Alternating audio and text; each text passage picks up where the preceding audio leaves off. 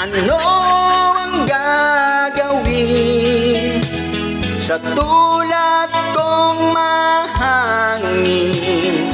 Perang pinairam ay akin din inutang.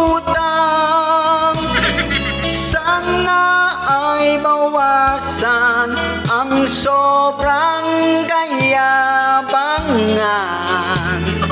Nais kong magbago na ang hirap ng piling mayaman.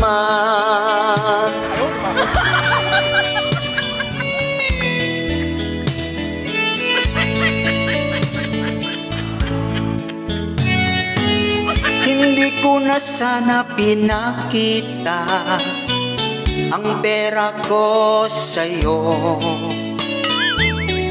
at hindi na rin nagyabang